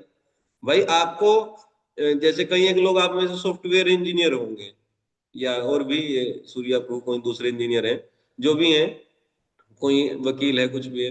तो पहले आपकी बुद्धि कन्विंस हुई कि ये अगर हम ये पढ़ाई करेंगे तो हम पैसा कमा लेंगे, है ना। बुद्धि कन्विंस हुई, आप पढ़ने लगे, पढ़ने लगे तो इंटरेस्ट आ गया, है कि नहीं। और इंटरेस्ट आते आते इतना इंटरेस्ट आ जाता है कि व्यक्ति आसक्त हो जाता है ना, आसक्त हो जाता है। रिटायर होने के बाद फिर भी वहीं पड़ा रहता है, प्रोफेसर से रिटायर हो गया, गेस्ट फैकल्टी के रूप में वहीं पड़ा रहेगा, 20,000 रुपए में पढ़ाएगा, पहले 1 लाख रुपए में पढ़ाता था, है ना। होता है ना, आसक्ति कैसी होती है। और भाव भाव आ जाता है हृदय में, नए नए तरीके से जो है चीजें करता है, होता है ना। समझ ना, जैसे इस संसार में, अब उदाहरण में सारे ऐसे देता हूँ, आप लोग ऋषि आ जाएंगे, है ना। किसी व्यक्ति की बुद्धि कन्विंस हो गई पुरुष की कि भाई स्त्री में सुख है ना, ठीक है, स्त्री के साथ में सुख मिलेगा, तो विवाह करेगा। पहले उसकी बुद्धि कन्विंस होती है, बुद्धि कन्विंस होता है तो इंटरेस्ट जग जाता है। लेकिन छोटे बच्चे में ये बुद्धि नहीं काम करती है उसकी, छोटा बच्चा खेलता है ना, ट्रैक्टर ट्राली खरीद लेगा और खेलता रहेगा मिट्टी में, उसको ये बुद्धि नहीं। किसी ज्ञान से जो है बुद्धि में कन्विक्शन आ जाता है कि अगर हम विवाह करेंगे तो सुखी हो जाएंगे, तो रुचि जागृत होती है ना, बातचीत करना चालू करता है इधर उधर, रुचि जागृत होती है तो कुछ दिन में आसक्ति हो जाती है। एक लड़का बता रहा था कि 18 घंटे भी हमारा फोन कॉल नहीं कटता था जी, है ना, ठीक है, 18 घंटे एक साथ, है ना, 1 सेकंड के लिए भी फोन नहीं कटेगा। पता नहीं ऐसा संभव है कि नहीं, लेकिन वो बता रहा था कि 18 घंटे हम फोन कॉल पे रहते हैं। 18 घंटे समझते हो, 12 घंटे मतलब जो है पूरा दिन 12 घंटे, और फिर 6 घंटे जो है रात्रि के भी ले लो, है ना, तो 18 घंटे के लगातार हम फोन पे रहते थे। मैं तो इतनी बात इतना तो वेद व्यास जी भी नहीं लिखवाए गणेश जी से, है ना, कि 18 घंटे में तो उनके पुराण पूरे हो जाते। तो देखो, रुचि आसक्ति में कन्वर्ट हुई, पहले बुद्धि कन्विंस हुई, फिर रुचि। ये मनोविज्ञान है, इसको समझिए। इसलिए वो है ना, आदव श्रद्धा साधु संग भजन क्रिया, ये भी बहुत मनोवैज्ञानिक ढंग से बताया गया है। विश्वनाथ चंद्र ठाकुर बहुत ये साइकोलॉजिस्ट है लगता है ना। अनर्थ निवृत्ति से निष्ठा हुई, निष्ठा मतलब बुद्धि फिक्स हो गई एक जगह, बुद्धि फिक्स हुई तो फिर रुचि जागृत हो गई। निष्ठा के बाद क्या होता है व्यक्ति में, रुचि। जैसे इसकी बुद्धि कन्विंस हो गई, 2-4 लोगों ने बताया, कहीं से देखा इसने इधर उधर से, है ना, भजन क्रिया किया भजन क्रिया यही है ना, श्रवण कीर्तन, है ना। 4 लड़कों ने बताया स्त्रियों के बारे में, है ना, कोई कीर्तन कर रहा था, वहां जाकर के सुन लिया, कुछ पढ़ लिया, तो अब इसकी बुद्धि स्थिर हो गई कि भाई अब जो है विवाह करना पड़ेगा, तभी जो है सुखी होंगे। तो निष्ठा आ गई अब इसमें, है ना, ठीक है, स्त्री सुख में इसकी निष्ठा आई। अब निष्ठा आई तो फिर रुचि जागृत हो गई कुछ दिन के बाद। पहले तो खेलने में रुचि थी, क्रिकेट विकेट खूब खेलता था, अब कोई कोई रुचि नहीं रही किसी भी चीज में, होता है ना। पढ़ाई लिखाई में भी रुचि चली गई, बीटेक करने के लिए भेजा था, कुछ और ही कर रहा है ना, तो रुचि जागृत हो गई। रुचि जागृत हुई तो खूब जो है रच रच के बात करना चालू किया, है ना। अच्छा, तुम कहाँ रहती हो, तुम कहाँ रहते हो, है ना, खूब बातचीत चली। फिर आसक्ति हो गई। अब आसक्ति तो ऐसी हुई कि छुड़ाए से न छूटे, है ना, चाहे कुछ भी छूट जाए, लेकिन अब जो है ये नहीं छूटेगा ना, 7 जन्म का साथ है हमारा तुम्हारा। आसक्ति हो गई, और जब आसक्ति हुई तो फिर भाव उदित हुआ हृदय में। भाव कैसा हुआ, अब जो है कहीं लिपस्टिक खरीदता फिर रहा है, तो कहीं पाउडर खरीदता फिर रहा है ना, कहीं लहंगा खरीद रहा है, घूम रहा, सब पता है उसको, है ना। ये नो पॉलिश जो होती है कितने कितने प्रकार की होती है ना, कितने कितने रुपए की आती है, उसको सब पता है, और खूब बढ़िया से सजाता है अपनी स्त्री को, है ना, लेकर के जाता है ना, ब्यूटी पार्लर में। तो ये देखो, भाव उदित हो गया। और फिर प्रेम, प्रेम तो संसार में नहीं है, काम उत्पन्न होता है और फिर व्यक्ति फ्रस्ट्रेट होकर मर जाता है। लेकिन भक्ति में ऐसा होता है, रुचि, आसक्ति, भाव, भगवान के प्रति हृदय में भाव उदित होता है कि भगवान के लिए क्या करूं, है ना, मंदिर बनाऊं, कुछ लिखूं उनके विषय में, कुछ स्तुतियां लिखूं, कुछ गाऊं, कुछ नाच करके दिखाऊं उनको, है ना। वो देखो, बरसाना में रमेश बाबा घुंघरू बांध के नाचते हैं आज भी, है ना। 89 ईयर्स के हैं, 90, लगभग 90 साल के, है ना। 90 साल का बूढ़ा व्यक्ति जिसके पैर काम नहीं कर रहे हैं ठीक से, घुंघरू बांध करके आज भी नाचते हैं कुछ देर के लिए, 1-2 मिनट नाचते हैं, खड़ा नहीं हो पाते हैं, 2-4 लोग उनको सहारा देकर खड़ा करते हैं। तो पहले जाते हैं, ठुमक ठुमक करके चलते हैं आगे, और फिर आते हैं पीछे से, और फिर एक बार घूमते हैं सबको लेकर के सब उनको ऐसे उठाए रखते हैं, तो सबको घुमा देते हैं इधर से इधर, नाचते हैं। उनका भाव ये है कि मैं नृत्य करके जो है राधा रानी को जो है रिझा रहा हूँ, ऐसा। पहले खूब नाचते हैं जब स्वस्थ थे, आज भी। तो देखो, भाव उस व्यक्ति के अंदर आता है जो आसक्त हो जाता है भगवान से, और फिर वो भाव ही परिपक्व होकर के प्रेम का रूप लेता है, और फिर भगवान का पार्षद बन जाता है। समझ गए ये चीजें हैं। तो मैं पता नहीं क्यों बता रहा था, हाँ, तो मैं बता रहा था कि देखिए, परम प्रमाण के रूप में जो है स्थापित करेगा ये षड सुंदर श्रीमद् भागवतम, ठीक है। तो अब आप मान लीजिए थोड़ी देर के लिए ऐसे ही, है ना, ऊपर ऊपर से जब आप पढ़ेंगे तब तो आपका मन भी कन्विंस हो जाएगा, बुद्धि भी कन्विंस हो जाएगी, रुचि भी जागृत हो जाएगी, इसलिए पढ़ना भी है सबको। अगर आप में से कोई पढ़ेगा तो हम साथ में पढ़ लेंगे, है ना, तो नहीं पढ़ेगा तो कोई दिक्कत नहीं, अगले जीवन में नाम तो याद करा ही दिया, है ना। ठीक है, तो अब जो है श्रीमद् भागवतम परम प्रमाण है, ये मान लीजिए। अब श्रीमद् भागवतम में 12 स्कंध है। स्कंध किसको कहते हैं एक बार बता दो, 2-4 मिनट लेट हो सकता है लेकिन बताइए आप, स्कंध किसको कहते हैं? प्रभु जी पेड़ की डालियां निकली होती है ना, शायद उसको स्कंद बोलते हैं क्या? धुंधला धुंधला सुनाई पड़ रहा है। पेड़ की डाली को ऐसा जी कह रहे जी, हैं? हाँ ठीक, शायद। हाँ, ठीक है। स्कंद समझ गए ना, स्कंद मतलब शाखा को स्कंद कहते हैं, है ना, स्कंद। जैसे कोई वृक्ष है और उसमें से जो बड़े बड़े जो शाखाएं निकलती हैं, जैसे छोटी छोटी टहनी नहीं, जो बड़े बड़े निकलते हैं ना, एक इधर ऐसे 3-4 में ऐसे बट जाता है, उसको स्कंद कहते हैं। तो श्रीमद् भागवतम में 12 स्कंद है, मतलब 12 विभाग है मोटा मोटी, है ना, मोटा मोटी जो विभाग है वो 12 है, ठीक है ना, 12 स्कंद है और 10 विषयों पर चर्चा है। समझ गए ना, 10 विषयों पर चर्चा हुआ है, 10 तत्व हैं। क्या क्या है श्रीमद् भागवतम में, बताएगा कोई? सर्ग, विसर्ग और स्थान, पोषण, उति और ईशानु कथा, मनवंतर कथा, निरोध, मुक्ति, आश्रय। कितना हो गया? 9-10 हुआ है, 2 और बच गया। अच्छा 10 ही तो है, हाँ। 12 स्कंध है और 10 विषय है। या आप पढ़ लेना या लिख लो, कोई कोई कैसे क्रम से पता नहीं कैसे लिखा जाता है, उस पे भाई, उस पे चैट बॉक्स में डाल दो कोई, अगर ये एक श्लोक है दूसरे स्कंद में कहीं पर, है ना। जैसे सर्ग विसर्ग, सर्ग मतलब प्राइमरी क्रिएशन, विसर्ग मतलब सेकेंडरी क्रिएशन, इन सब की जानकारी भागवत में मिलती है। 10 विषयों के बारे में जानकारी मिलती है, सर्ग के बारे में, विसर्ग के बारे में, स्थान कौन सी जगह पर कौन सा स्थान है, सूर्य कहाँ स्थित है, भूमंडल किसको कहते हैं, राहु किसको कहते हैं, केतु किसको कहते हैं, स्वर्ग कहाँ है, नरक कहाँ है, ये सब पंचम स्कंद में आएगा ये बातें, है ना। सर्ग विसर्ग स्थान, पोषण, भगवान पोषण कैसे करते हैं अपने भक्तों का, है ना, और भी बहुत बहुत बातें पोषण में। उति, उति मतलब होता है, उति का अर्थ होता है इच्छा, है ना, एक निगेटिव इच्छा होती है, एक पॉजिटिव इच्छा होती है, एक मिश्रित इच्छा होती है ना, ठीक है। जैसे देवता, असुर और भक्त, ये समझ लीजिए। देवताओं में जो है ये मिश्रित है ना, असुरों में निगेटिव रहती है और भक्तों में केवल पॉजिटिव रहती है ना, भगवान को पाने की इच्छा, उति, है ना, इंटरनल डिजायर। तो सर्ग विसर्ग स्थान पोषण उति, कितना हो गया? 4। फिर जो है मनवंतर कथा, ईशानु कथा 6, है ना।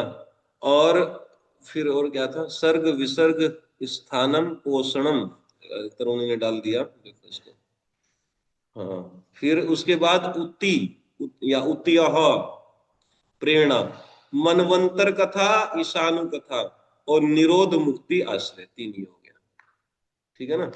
स्थान पोषण उति, मनवंतर कथा, ईशानु कथा, निरोध मुक्ति आश्रय, हो गया ना 10, ठीक है। तो 10 विषयों के बारे में भागवतम में जानकारी दी गई है 12 स्कंदों में। ये नहीं समझना चाहिए कि किसी एक स्कंद में एक विषय की जानकारी है, कुछ लोग ऐसा बोलते हैं। आप ऐसे लोगों से नहीं मिले होंगे, ऐसे लोगों को विद्वान कहते हैं, है ना, ठीक है, जिनसे आपकी कभी भेंट नहीं हुई है। आपकी भेंट तो केवल उनसे हो रही है जो जो दाखिल खारिज करवाते हैं, है ना, ठीक है ना, जो तो विद्वानों के समाज में ये भी एक मान्यता है कि किसी एक स्कंद में एक विषय की प्रधानता है, लेकिन गोस्वामी ने इसका खंडन किया, बोले कि हर स्कंद में 10 के 10 विषयों के बारे में जानकारी है। हाँ, किसी में ज्यादा है, किसी में कम है, किसी विषय के बारे में। ये नहीं कहना चाहिए कि किसी एक स्कंद में केवल एक ही विषय की जानकारी है ना, प्रधानता हो सकती है एक विषय की, लेकिन 10 के 10 विषय हर एक स्कंद में, ठीक है ना। जीव गोस्वामी ने एक बात ये भी बताई अपने जो है संदर्भों के अंदर, ठीक है। तो 12 स्कंद में 10 विषयों के बारे में जानकारी दी गई है, लेकिन ये जो 10 विषय है उसमें वर्णन किए हैं कि इनमें वास्तव में तत्व एक ही है। तत्व समझ रहे हैं, मतलब सार वस्तु जो बतलाना चाह रहे हैं सुखदेव गोस्वामी, वो एक ही बात बताना चाह रहे हैं, वो है आश्रय, ठीक है ना। आश्रय किसका है? श्री कृष्ण का। और आश्रय सबसे ज्यादा प्रधानता से जो डिस्कस हुआ है वो 10वें स्कंद में डिस्कस हुआ है। आश्रय वैसे तो पहले स्कंद से लेकर के 12वें स्कंद तक सब जगह है आश्रय की बात, लेकिन अगर सबसे अधिक 90 अध्याय हैं 10वें स्कंद में, तो उसमें केवल कृष्ण आश्रय की ही बात हुई है। पहले चैप्टर से लेकर के अंतिम चैप्टर तक केवल भगवान का विहार है अपने भक्तों के साथ। और अब आप कहेंगे तो 9 विषयों के बारे में क्यों पढ़ा जाए, केवल फिर 10वां स्कंद ही पढ़ा जाए? क्योंकि ये 9 विषयों की जो जानकारी है, ये जो 10वां विषय है उसको पुष्ट करती है। आगे बात समझ, ठीक है?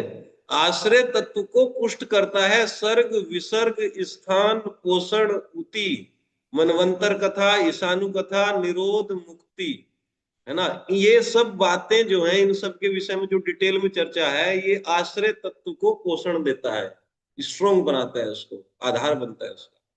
तो इसलिए ये भी इक्वली इंपॉर्टेंट है इनको पढ़ना भी। आगे बात समझ में? आश्रय क्या है? आश्रय है श्री कृष्ण। अब इसमें आउट ऑफ सिलेबस है ये जो मैं बोलने जा रहा हूं, लेकिन बता देता हूं। तो बात तो आती है कि साधुओं का आश्रय लेना, भक्तों का आश्रय लेना चाहिए, गुरु का आश्रय, है ना? गुरुपाद आश्रय आप नाम सुने होंगे, गुरु आश्रय, आश्रय ले लो, आश्रय ले लो। तो जब आश्रय एकमात्र श्री कृष्ण है, तो गुरु जी कहां से बीच में आ गए? वास्तव में आश्रय केवल कृष्ण का होता है, और कोई आश्रय नहीं होता है संसार में। एक ही आश्रय है श्री कृष्ण का आश्रय, और कोई आश्रय नहीं। तो फिर भक्तों का आश्रय, गुरु का आश्रय, इसकी बात क्यों होती है? इसकी बात इसलिए होती है कि ऐसा माना जाता है, ऐसा होना चाहिए आइडियली, कि गुरु के आश्रय से कृष्ण का आश्रय पुष्ट होता है ना? भक्त के आश्रय से भगवान का आश्रय पुष्ट होता है।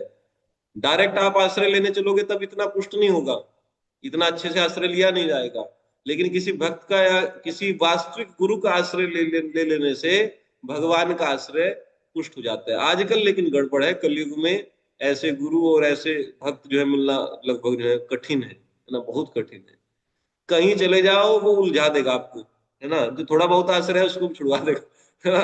कोई बताएगा कि ये थैला ले जाओ और पैसा मांग के ला बाहर से, मंदिर चलाना है। अभी आश्रय लेने चले थे कृष्ण का, किसी ने कहा गुरुजी का आश्रय ले, गुरुजी ने थैला थमा दिया, है ना? एक रसीद बुक दे दी, खींचो पैसा लोगों से, है ना? सुबह से शाम तक बस उसी में जो धूल फांकता फिर रहा है बेचारा इधर से उधर। समझ गए ना? कोई व्यक्ति भजन करने चला, उसको बोल दिया कि तुम जो है 2 एकड़ जमीन में जो है मंदिर बनवाना, इसके लिए क्या करना पड़ेगा? तुम जो है पहले 50 एकड़ का प्लॉटिंग कर लो कहीं पे, है ना? दूसरे देखो ज्ञान ज्ञान देखो कैसे देते हैं आजकल गुरु लोग। एक व्यक्ति बड़ी मुश्किल से अनादिकाल से संसार में था, तो बड़ी मुश्किल से हरिनाम करने लगा, तो गुरुजी ने उसको बुलाया, गुरु इधर आओ बेटा। बोले क्या करते हो? कि जी रियल एस्टेट का काम करने का सोच रहा था। कह रहे बहुत बढ़िया है, तो तुम एक काम करो, कृष्ण के लिए करो इसको। कैसे करो? कि तुम जो है 20 एकड़ जमीन खरीदो कहीं पर, है ना, बहुत कम दाम में, उसकी प्लॉटिंग करो और उसको बहुत महंगे महंगे दाम में बेचो, है ना, मंदिर के नाम से लोगों को। और फिर उससे चंदा आएगा, उससे फिर 2 एकड़ जमीन बीच में जो है मंदिर को दे देना, फिर उसमें मंदिर निर्माण कराना, है ना? आपको लगता है कि इतना सामर्थ्यवान है चेला कि भगवान का भजन करते करते ये भी कर लेगा? है? ये बस प्लॉटिंग में इसका जीवन स्वाहा हो जाएगा, है ना? है ना? है ना? इसमें इसी में इसका स्वाहा हो जाए, सीताराम, है ना? जो थोड़ी बहुत पहले थोड़ा बहुत मति लग रही थी भगवान में, वो भी खत्म कर दी। इसके जीवन में मंदिर बन करके तैयार नहीं होगा, हाँ, ठीक है? और फिर मंदिर बन भी गया तो फिर इसमें जो है पैसा खाने वाले जो अध्यक्ष बन जाएंगे, जो केवल पेट ही भरते हैं। हाँ? हम ये नहीं कह रहे, मैं मंदिर बनाने के विरोध में नहीं हूँ। अरे भाई थोड़ा बहुत कोई चला है, उसको भजन करना तो सिखा दो पहले, है ना? थोड़ा चलता है उसको पहले बता देते। आजकल के गुरु जी बेचारे ऐसे हैं, है ना? थैला थमा देते हैं उसको, है ना? और बिल्कुल विक्षिप्त मती, है ना? ऐसा विक्षिप्त होकर के घूमता है इधर उधर, बस, है ना? इसको पटा उसको पटा, कौन प्लॉट खरीदे क्या करे, और माला वाला बस, छोड़ दिया सब, है ना?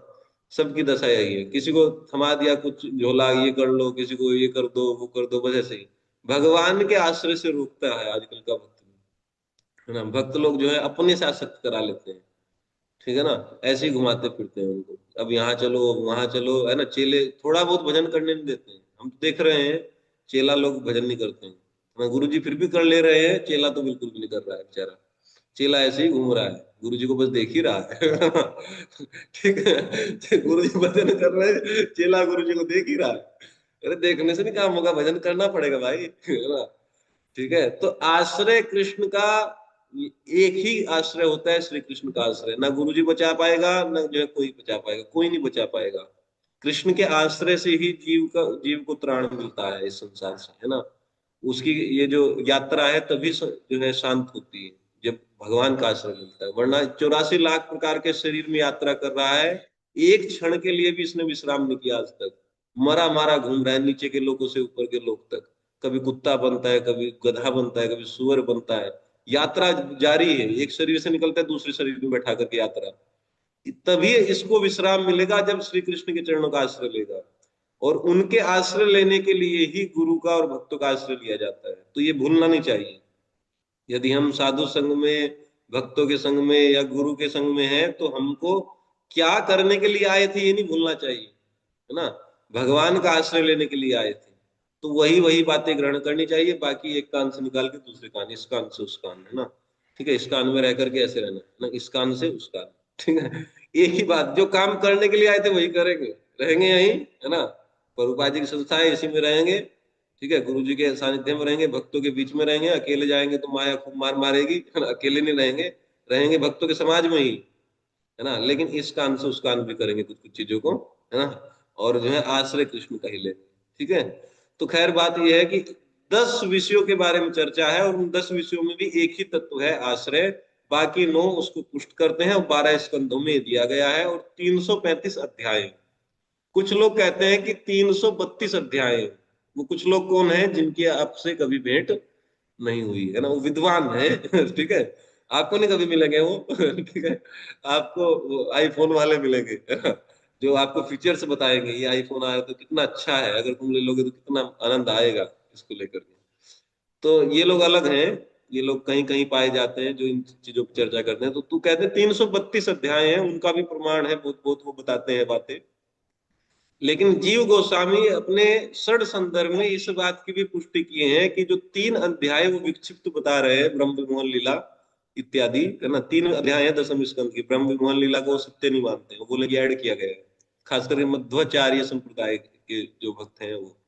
तो जीव गोस्वामी अलग अलग जगह से इस बात को प्रमाणित करते हैं कि 335 अध्याय है, 3 अध्याय विक्षिप्त नहीं है, सबके सब जो है मूल वेद व्यास जी के लिखवाए हुए हैं। तो समझ गए, भागवतम में 12 स्कंद, 10 विषयों पे चर्चा। एक उन 10 में से एक ही जो है तत्व है आश्रय, और जो है 335 अध्याय। तो इसमें 10वें स्कंद को सबसे श्रेष्ठ माना जाता है। क्यों माना जाता है? इसका मतलब श्रेष्ठ होना अलग चीज है, इंपोर्टेंट होना अलग चीज है। महत्वपूर्ण तो सब बराबर है ना। गुरुबा जी कहते हैं पहला स्कंद, फिर दूसरा, फिर तीसरा, फिर चौथा, ऐसे ही पढ़ना चाहिए, है ना। 10 स्कंद पे आने से पहले 9 स्कंदों को थोरोली पढ़ लेना चाहिए, फिर 10वें स्कंद पे जाना है ना। तो 10वां स्कंद सबसे श्रेष्ठ इसलिए माना जाता है क्योंकि उसमें भगवान के आश्रय की ही बात हुई है। बाकी विषय जो है छिटपुट इधर उधर दिए गए फिलोसफी के रूप में, लेकिन प्रमुखता जो है आश्रय की ही है। समझ गए ना। और इस 10वें स्कंद में 90 अध्याय है। ठीक है ना, कितने अध्याय हैं? 90। आप में कोई लिख रहा है कुछ छोटी छोटी बातें? प्रभु जी लिखवाए थे, आप जब भागवतम शुरू किए थे लिखवाए थे, लिखे हुए हैं हम लोग। हाँ, एक आधी बात लिखवाया था, तब सब नहीं लिखवाया था। तो 10वें स्कंद में 90 अध्याय है, और 90 अध्याय में एक है रास पंचाध्यायी, है ना। 5 अध्याय है जिसको कहते हैं रास पंचाध्यायी, है ना। भगवान की रास लीला से संबंधित है। अब ये रास लीला क्या है? रास लीला सुनते ही, क्योंकि इतना करप्टेड शब्द हो गया है आजकल, है ना, कि पता नहीं क्या क्या लोग जो उसमें फिल्मों में भी यूज करते हैं इस शब्द को, तो कुछ गलत गलत धारणाएं मन में आ जाती हैं। तो ये हम लोगों का दोष है ना। ये हम लोगों की बीमारी है जो हमको ठीक करनी है अभी पढ़ते पढ़ते। ठीक है ना, उस शब्द का गलत संस्कार पड़ा हुआ है। स्त्री पुरुष याद आते हैं रास के मतलब से, है ना। वहां ना स्त्री है ना कोई पुरुष है, वहां अलग बात है ना। रास अध्याय क्या है, ये रास लीला क्या है, वो अभी देखेंगे। तो रास पंचाध्यायी ये सर्व उत्कृष्ट लीला है भगवान की। ब्रज लीला को सबसे श्रेष्ठ माना जाता है, और ब्रज लीला में भी सबसे श्रेष्ठ होता है रास लीला। रासलीला 24 घंटे चलता रहता है, नित्य। कब से शुरू हुआ और कब खत्म होगा किसी को अंदाजा नहीं है इसका। हर समय भगवान रासलीला करते रहते हैं। अब ये रासलीला है क्या, इसको समझेंगे, है ना। वो दिमाग से भी थोड़ी देर के लिए डिलीट कर दो जो आप समझते हैं रासलीला को, है ना। स्त्री पुरुष नाच रहे हैं, गा रहे हैं, इसका मतलब ये नहीं होता है। रास का मतलब अभी हम तत्व से समझ लेंगे, है ना, थोड़ा सा जितना आएगा इस बुद्धि में, बाकी तो समझ तो कोई भी नहीं सकता है क्या वो, है ना। तो रासलीला नित्य निरंतर भगवान की होती रहती है, हमेशा से हो रही है, अभी भी होती आई है, अभी भी हो रही है, अनंत काल तक होती रहेगी। हर क्षण भगवान रासलीला में रहते हैं, ठीक है। अब लेकिन कभी कभी इस संसार में, इस भौतिक जगत में भी, है ना, भक्तों के आग्रह से भगवान उस रास को प्रकट करते हैं, है ना। अप्रकट रूप में तो हमेशा चल रही है। अप्रकट मतलब हमारे सामने प्रकट नहीं है, हम लोगों की इन आंखों के सामने जो है वो प्रकटीभूत नहीं है, लेकिन किसी विशेष भक्तों के आग्रह से कभी कभी भगवान जो है इस संसार में भी उसको जो है प्रकट करते हैं। अभी 5125 वर्ष पहले लगभग भगवान ने वृंदावन में, जहाँ ये श्याम भक्त प्रभु रहते हैं, है ना, वहां, ठीक है, जहां हम हैं वहां नहीं, है ना, इस भारतवर्ष में ही एक मथुरा मंडल क्षेत्र है, 84 कोस का, उसी में अंदर जो है रास मंडल है ना। उस पूरे ब्रज 84 में ही भगवान ने रास नृत्य किया है ना, रासलीला की है जगह जगह पर। तो कुछ भक्तों के आग्रह से, कुछ विशेष भक्त भगवान के प्रियजन होते हैं, उनके आग्रह से जो नित्य निरंतर होने वाली रासलीला है उसको भगवान जो है क्या करते हैं, प्रत्यक्षीभूत कर देते हैं, प्रत्यक्ष कर देते हैं हमारे मित्रों के सामने। उसी को इस श्रीमद् भागवतम के 10वें स्कंद के 5 अध्यायों में वर्णन किया गया है। कौन सी रासलीला को? जो यहाँ पर भगवान ने की थी। ऐसे तो नित्य निरंतर वो रासलीला चलती रहती है। जो यहाँ वृंदावन में, यही जो दिल्ली के पास है, यहाँ पर जो ये घटना घटी थी उसको सुखदेव गोस्वामी ने संक्षेप में 5 अध्यायों में लिखा है। 10वें स्कंद के 5 अध्याय हैं। कौन कौन सा अध्याय है? 29, 30, 31, 32 और 33। 29 से 33 तक इसको कहते हैं रास पंचाध्यायी, है ना। छोटे छोटे से ये अध्याय हैं, बहुत ज्यादा बड़े नहीं है। इन 5 अध्यायों में बातें लिखी गई हैं। अब इसमें लिख लो, थोड़ा सा 8-15 तक पढ़ाएंगे, है ना। 29वें अध्याय में क्या है, 30वें में क्या है, 31वें में क्या है, 32वें में क्या है, 33वें में क्या है। मैं पूरा रास पंचाध्याय नहीं पढ़ाऊंगा, है ना। हम केवल गोपी गीत पढ़ेंगे। क्यों पढ़ेंगे, इसका एक कारण है। हमें कुंती स्तुति पढ़ाया, हमको अच्छा लगा, है ना। श्लोक पढ़ते हैं तो अच्छा लगता है। तो जो जो चीजें पढ़ाया था 1 महीने तक, वो केवल शब्द देख करके ही जो है मन में आने लगती है, तो अच्छा लगता है, कुछ देर तक मन शांत होता है। तो दामोदर अष्टकम पढ़े थे 1 महीने तक लगभग, है ना। तो 8 श्लोक पढ़ते हैं तो बहुत बहुत चीजें दिमाग में आ जाती हैं, ठीक है। तो मेरी इच्छा हुई कि भाई जो है ये गोपी गीत पढ़ाया जाए, इसको भी जो है पढ़ लिया करेंगे। तो मैं अपने लिए पढ़ा रहा हूँ, आप लोग के लिए नहीं, है ना। थोड़ा बहुत भगवान में मन लग जाए, आप लोग पढ़ लेंगे तो अच्छा है। ठीक है, तो 29, 30, 31, 32, 33 5 अध्याय को बोलते हैं रास पंचाध्यायी। स्टार्ट तो करेंगे। मैं पहला श्लोक तो तैयार कर लिया हूँ मोटा मोटी, लेकिन कल भी शायद कुछ और बातें बताऊंगा मैं। ये थोड़ा सा समझना है ना, बैकग्राउंड समझना कि रास है क्या, गोपियां हैं कौन। उनको एक सामान्य स्त्री पुरुष का एक ऐसा ही जो है मिलन मत समझना, ना गड़बड़ हो जाएगा सब, है ना। कोई भाव नहीं पकड़ में आएगा। तो 29, 30, 31, 32, 33 5 अध्याय।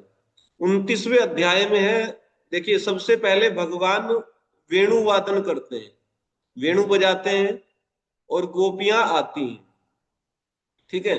भगवान उन गोपियों से कुछ बात करते हैं, ठीक है। पहले तो भगवान की वंशी ध्वनि, वेणुवादन, वेणुवादन को गोपिकाओं का अभिसार, अभिसार मतलब उनका आना, है ना। गोपिकाओं का भगवान के पास आना, पहले अध्याय में, 29वें अध्याय में सब है। इसका हेडिंग लिख लो, रासलीला का आरंभ।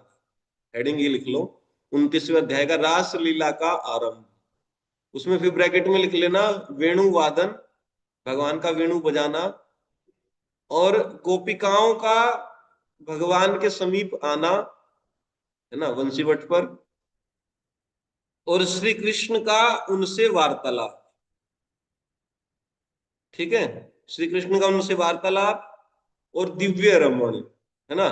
भगवान उनके साथ जो है रासलीला प्रारंभ कर दिए, है ना, नृत्य करने लगे, खूब आलिंगन किए, है ना, नाचने लगे। कभी वो बताएंगे कैसे कैसे हुआ, है ना। कभी राधा रानी कहीं छिप जाती तो भगवान उनको खोजते, फिर वो मिल जाती तो फिर भगवान छिप जाते तो राधा रानी खोजती। तो इस तरीके का है। अब आप इसको समझ नहीं पाएंगे है क्या, आपको लगेगा कि ये जैसे साधारण संसार में स्त्री पुरुष करते हैं, ऐसा ऐसा नहीं है बिल्कुल भी, है ना। वो वैसा नहीं है, उसको बताएंगे। तो वंशी ध्वनि और गोपिकाओं का भगवान से मिलन वंशीवट पर, और श्री कृष्ण का उनसे वार्तालाप और दिव्य रमन, ठीक है। और फिर श्रीमती राधा रानी के साथ श्री कृष्ण का अंतर्धान होना, ये सब पहले अध्याय में, 29वें अध्याय में रासलीला का आरंभ, इसके अंतर्गत ये सब चीजें आई। भगवान का वेणु बजाना, गोपियों का जो है वंशीवट पे आना, भगवान का उनसे वार्तालाप, और फिर जो है रमण मतलब जो है नृत्य इत्यादि करना, और अचानक से राधा रानी के साथ भगवान जो है अंतर्धान हो गए। ये जो है पहले अध्याय में इतना आएगा, ठीक है। 29वें में रासलीला का आरंभ। 30वें अध्याय में देखो क्या होगा। 30वें अध्याय में श्री कृष्ण के विरह में गोपियों की दशा, है ना। अब उसमें क्या गोपियों की दशा हुई भगवान के जानने से, अंतर्धान होने से, बड़ा ही जो है हृदय विदारक वो जो है वर्णन है ना। बड़े बड़े आचार्य उसमें इतनी इतनी उत्प्रेक्षाएं दी हैं, इतना इतना उसमें व्याख्याएं दी हैं, बड़े बड़े विरक्त चूड़ामणि। देखो अगर इस सामान्य स्त्री का विरह होता तो क्यों फालतू में लिखता कोई, है ना। इस संसार के अगर किसी सामान्य स्त्री का विरह विरह होता अपने प्रियतम के वियोग में, तो पागल हो गए। सुखदेव गोस्वामी की लिखेंगे, श्रीधर स्वामी, विश्वनाथ चक्रवर्ती ठाकुर, है ना, जो अपना घर बार छोड़ करके घूम रहे हैं, है ना, सनातन गोस्वामी जो एक रात्रि एक पेड़ के नीचे विश्राम करते हैं, ये सामान्य स्त्रियों का विरह नहीं है। ये एक भक्त का अपने भगवान, अपने सर्वस्व प्रभु से विरह का भाव, है ना। इसको बताऊंगा मैं कल। तो श्री कृष्ण के विरह में गोपियों की दशा, ये 30वां अध्याय, ठीक है। 31वें अध्याय, अच्छा 30वें अध्याय में क्या हुआ, विरह की दशा वो वर्णन हो रही है, और गोपियां खोज रही है जगह जगह, है ना, गिरती पड़ती खोज रही है पूरे जंगल में। और फिर जब गोपियों ने देखा कि जितना जितना वो उसमें घने जंगल में अंदर प्रवेश करती जा रही है, तो श्री कृष्ण जो है, श्री कृष्ण के चरण चिन्ह उनको दिख रहे हैं। तो इसका मतलब श्री कृष्ण भी और घने जंगल में प्रवेश कर रहे हैं। तो गोपियों की बुद्धि काम की कि हमको ये रोक देना चाहिए अन्वेषण, क्योंकि हमारे प्रियतम प्रभु जो है हमसे छिपना चाहते हैं। और जब वो छिपना ही चाहते हैं तो अगर इसी में उनकी राजी है तो ठीक है, अन्वेषण रोक देना चाहिए, नहीं तो वो और घोर जंगल में चले जाएंगे, है ना। और ज्यादा कटीला जंगल है वहां पे, जो है ये भेड़िए भालू इत्यादि जो हिंसक जानवर है वो भी होंगे अंदर, उनको कष्ट हो रहा होगा भागने में छिपने में, तो यहीं से लौट चले, है ना। तो 30वें अध्याय में बात आएगी कि गोपियां वहीं से लौट चली, और गोपियां जो है यमुना नदी के तीर पर आ गई, है ना, यमुना तीरे, यमुना नदी के जो है किनारे पर आ गई, और वहां पर बैठ करके या खड़े होकर के सब एक साथ गोप्या ऊचुहु, है ना, सब एक साथ जो है गोपी गीत गाई। समझ गए ना। तो ये है, तो गोपिका गीत इसमें लिख लीजिए क्या, गोपिका गीत, गोपिका गीत नहीं, गोपिका ना, या गोपी गीत, गोपी गीत लिख लो। गोपिकाएं, गोपिकाओं का गीत, है ना, गोपी गीत।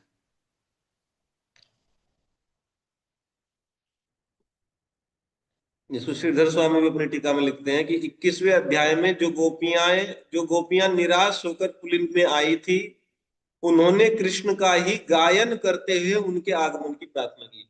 देखिए श्रीधर स्वामी कहते हैं, इसमें बताऊंगा बाद में, कि ये जो गोपी गीत है ना, ये बहुत फेमस गीत है संसार का।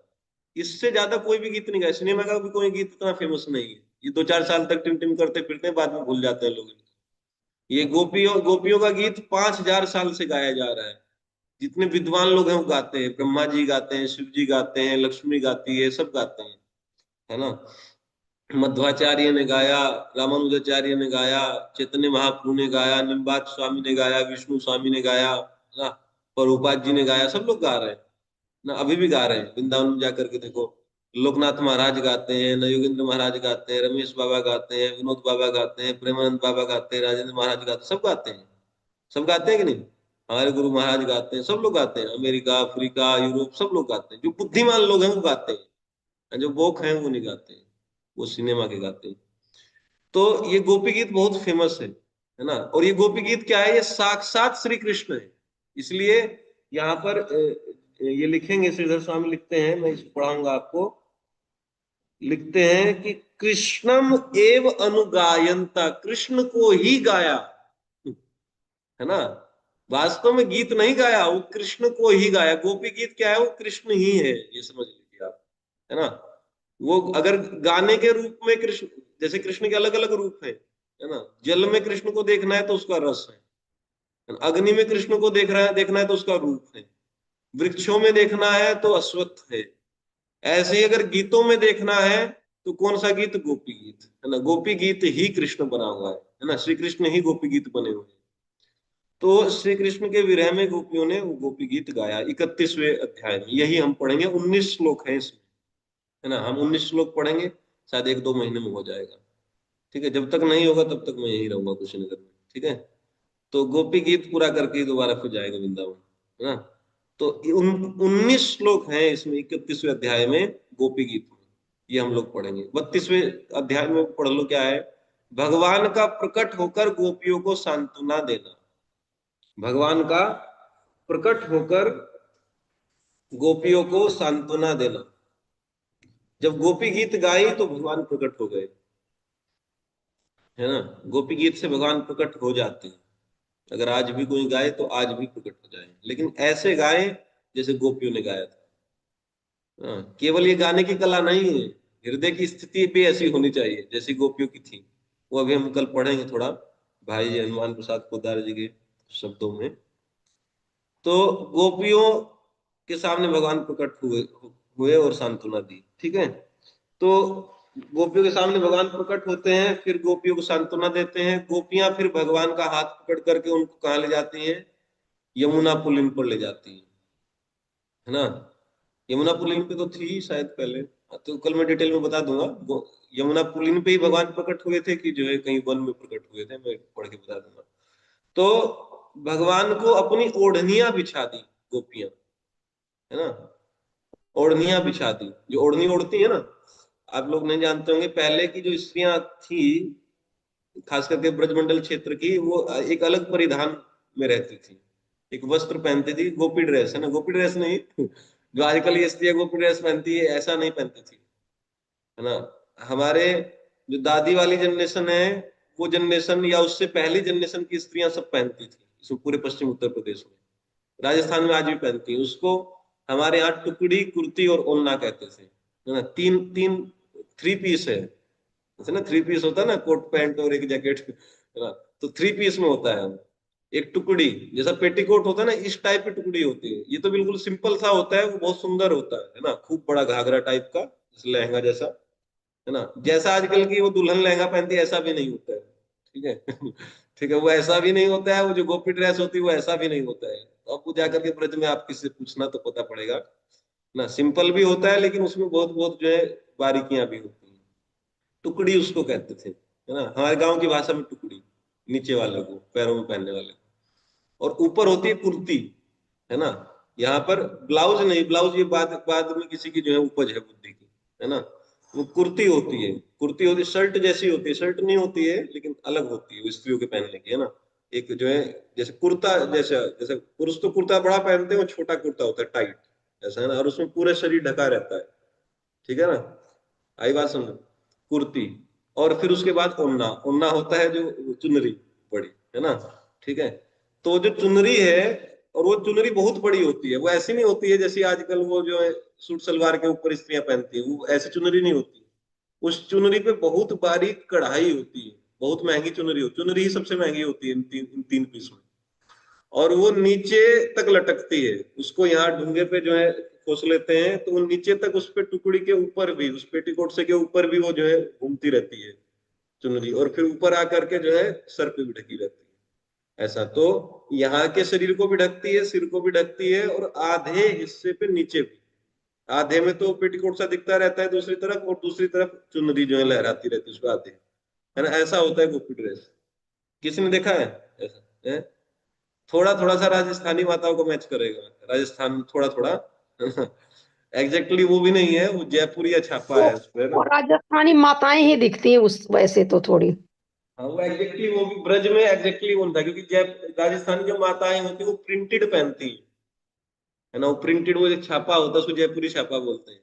ब्रज में ऐसा कपड़ा नहीं पहनते थे, वो जो है कढ़ाई किया हुआ, एम्ब्रॉयडरी किया हुआ पहनते थे, सिल्क के कपड़े पे एम्ब्रॉयडरी किया हुआ, वो अलग होता है। खैर जो भी है, तो जो अपनी जो चुनरी है ना, ओन्ना जिसको कहते हैं, इसको बिछा दी सब गोपियां, और इससे जो है एक आसन तैयार किया गया और श्री कृष्ण उस पर बैठे, बैठना स्वीकार किए, है ना। एक्चुअली देखो, कोई भी व्यक्ति, ये जो जो स्त्रियां ओना ओना रखती है ना ऐसे करके, ठीक है, अगर नाक आ जाए किसी का तो कहां से पहुंचती है भाई वो गोबर पाथने वाली, वो बेचारी गांव की है ना, गोबर पाथने वाली, जो दूध दूहने वाली, पसीना आ जाए या नाक पहुंचना तो कैसे पहुंचती है, यहीं से तो पहुंचती है ना। पसीना आता है तो ऐसे ही रुमाल रखने का एक सिस्टम बाद में अंग्रेजों ने इंट्रोड्यूस करा है, पहले रुमाल नहीं होता था, इसी से सब काम एक किनारे से चल रहा है। इसका मतलब इसको बहुत अच्छा नहीं माना जाता है बैठने के लिए, है ना। चुनरी को ही बिछाए और उस पर बैठे तो उसको बहुत अच्छा नहीं माना जाता है, लेकिन भगवान उस पर बैठना स्वीकार किए। ये सब वर्णन आएगा, आचार्य लोग बताएंगे कि ये बहुत भगवान की करुणा है कि भगवान ऐसे आसन पे बैठना स्वीकार किए, ठीक है ना। चुनरी के आसन पे, चुनरी का आसन बहुत श्रेष्ठ नहीं माना जाएगा। आजकल तो लोग झूठा भी खा लेते हैं, स्त्री को बात अलग है ना, ठीक है, पति पत्नी एक ही नारियल में 2 पाइप डाल करके, वो अलग चीज है, लेकिन सभ्य समाज में कोई पुरुष जो है अपनी स्त्री की चुनरी पे नहीं बैठेगा, समझ गए ना। आज तो अलग चीज है, ठीक है।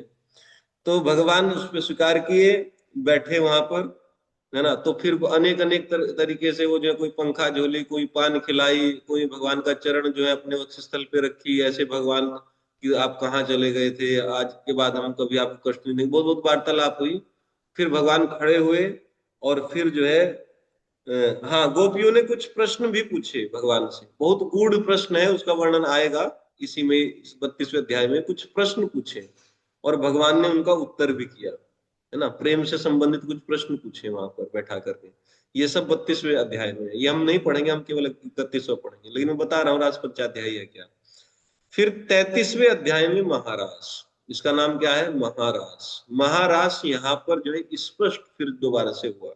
महारास में भगवान नृत्य किए, अनेक अनेक जो है अटखेलियां किए, जल केली, है ना, जब खूब थक गए जो है घूमते घूमते नाचते हुए, फिर जो जल केली, फिर जल में प्रवेश किए यमुना जी में, वहां पे जल केली, वहां पे क्रीड़ा, एक दूसरे के ऊपर पानी उछालना, है ना, छिप जाना, एक दूसरे के कपड़े खींचना, वो जल केली। और फिर वहां से निकल करके कपड़ा, सूखा वस्त्र पहन करके, और फिर वन विहार, है ना।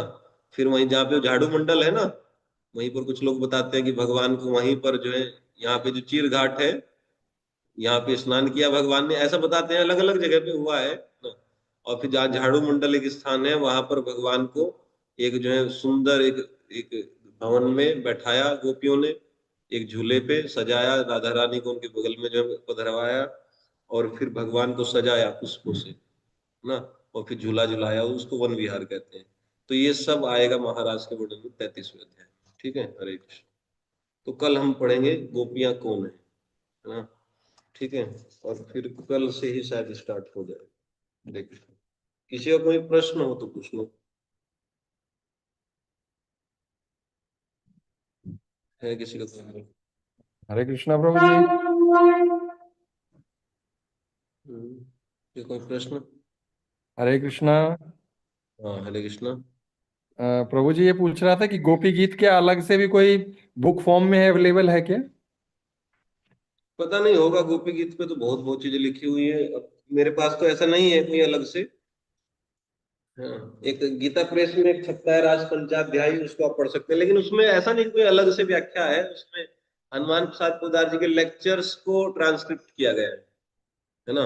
एक एक राधा माधव चिंतन एक ग्रंथ छपता है गीता प्रेस से, उसमें जो है राधा रानी के तत्व का वर्णन है, राधा अष्टमी को लेक्चर देते थे। और प्रभुपाद जी ने तो डायरेक्ट व्याख्या नहीं किया है, क्योंकि उससे पहले प्रभुपाद जी इसे छोड़ दिए थे, यहाँ इन रास पंचाध्याय से पहले ही ब्रह्म मोहन लीला के आसपास प्रभुपाद जी श्री छोड़ते थे लिखते हुए, है ना। तो वहां तक नहीं पहुंचे थे, लेकिन प्रभुपाद जी जानते थे कि मेरा कभी भी जो है शरीर छूट सकता है, वृद्ध व्यक्ति हूँ, तो प्रभुपाद जी ने कृष्णा बुक में लिखा है। तो रास पंचाध्याय अगर प्रभुपाद जी के उद्गार पढ़ने हैं तो कृष्ण बुक है ना, जो ये क्या बोलते हैं, लीला पुरुषोत्तम श्री कृष्ण, है ना, एक ग्रंथ है, वो प्रभुपाद जी ने समराइज्ड फॉर्म में उसमें लिखे हैं कुछ कुछ अपने उद्गार। तो वहां से आप पढ़ सकते हैं। प्रभुपाद जी ज्यादा रास पंचाध्याय के बारे में बोले नहीं, क्योंकि अब गाय खाने वालों को रास पंचाध्याय बताएंगे, है ना। तो उनको तो सबसे पहले यही बताया जाएगा ना कि क्या तुमको कैसे नहाना है, कैसे खाना है ना। लेकिन प्रभुपाद जी जो है जानते थे, है ना, इच्छा थी कि देना है ये, तो इसलिए समराइज्ड फॉर्म में बहुत फिलोसफी को जो है डाल करके, ये जरूर पढ़ लेना प्रभुपाद जी का, है ना, गोपी गीत जो उसमें है श्री कृष्ण बुक में, मैं पढ़ूंगा। तो प्रभुपाद जी फिलोसफी को इतना उसमें भरे हैं, इतना भरे हैं कि थोड़ा भी बुद्धि इधर से उधर नहीं जा सकती है, गलत व्यक्ति नहीं सोच सकता है। प्रभु तो जी उसको प्रभुपाद जी का ऐसे वहां से लिखे हैं, पढ़ेंगे। हैं? उसमें ऐसे लिखे हैं प्रभुपाद जी कि जैसे श्लोक की व्याख्या ही हो, मतलब एकदम समराइज करके बहुत बढ़िया लिखे हैं। हाँ, बहुत सुंदर पढ़ा तरीके से वो मैंने वो, लिखे हाँ हैं वहां हाँ। पर, है ना। आप पढ़ेंगे तो उसको समझ जाएंगे। और बाकी हम जो है 3 आचार्यों को पढ़ेंगे, श्रीधर स्वामी का, जीव गोस्वामी का और विश्वनाथ चक्रवर्ती ठाकुर का, लाइन बाय लाइन पढ़ेंगे, जैसे अभी पढ़ते हुए आए हैं पहले, है ना। 8 अध्याय हम पढ़े हैं पहले स्कंद के। तो जीव गोस्वामी का लाइन बाय लाइन नहीं पढ़े थे, तो इसमें जीव गोस्वामी का भी लाइन बाय लाइन पढ़े, 3 अध्याय का। हाँ, आपने पूछा कि कोई किताब है क्या? एक किताब है, अच्युत लाल भट्ट जी एक जो है गौड़ीय वैष्णव आचार्य हैं, वृंदावन में रहते हैं, एक साधु हैं, गृहस्थ साधु। उन्होंने जो है 10वें स्कंद पे जो है कमेंट्री लिखी है। कमेंट्री नहीं है एक्चुअली, 3 आचार्यों को ट्रांसलेट किया है, अपना कुछ नहीं लिखा है। श्रीधर स्वामी, जीव गोस्वामी और विश्वनाथ चक्रवर्ती ठाकुर, 3 आचार्यों को ट्रांसलेट किया है। संस्कृत भी है, हिंदी भी। तो अगर आपको जानना है तो खंडेलवाल की दुकान पे जाकर के, या वो है रास बिहारी संस, वहां पूछो। अच्युत लाल भट्ट जी का 10वीं स्कंद ही किया है उन्होंने अभी ट्रांसलेट। 10 किताब है 10वें स्कंद की, मोटी मोटी। तो चौथा जो भाग है ना, 10वें स्कंद की 10 किताब उन्होंने लिखी है। तो जो चौथी किताब है ना, अध्याय 29 से 33 रास पंचाध्यायी के नाम से, है ना, इन्हीं 5 अध्यायों का उसमें जो है डिटेल में 3 आचार्यों का दिया अनुवाद है। ठीक है, वहां से पढ़ लेंगे। गर्ग संहिता में भी रासलीला है, वहां से पढ़ लेंगे अगर किसी को पढ़ना है, वरना जो मैं पढ़ा रहा हूँ उसको पढ़ लो, क्योंकि मैं यहाँ सबसे पढ़ करके ही पढ़ा हूँ। ठीक है। और जिसको और डिटेल में जानना है सिस्टमेटिकली, वो किताब भी पढ़ सकता है बाद में। ठीक, हरे कृष्ण। एक किताब वहां मिल जाएगा खंडेलवाल के, हाँ? हैं? 10 में से एक किताब मिलेगा? एक किताब हाँ मिल जाता है। अच्छा, ठीक है ऐसा प्रभु नहीं है जी। कि आपको 10 की 10 किताब खरीदनी पड़ेगी, वो एक किताब भी खरीदने से मिल जाता है। ठीक है, हरे कृष्ण। शिला प्रभु प्रभुपाद। जी टीकाएं भी भेज देना ग्रुप में आज। हैं? टीकाएं ग्रुप में भेज देना आज। किसमें भेज दूं? ग्रुप में टीकाएं भेज देना आज। ठीक है, पीडीएफ, अच्छा पीडीएफ भेज दो। ठीक। सूर्य नारायण से बात करना पड़ेगा, वो भेजेगा। ठीक है, भेज दो। हरे कृष्ण।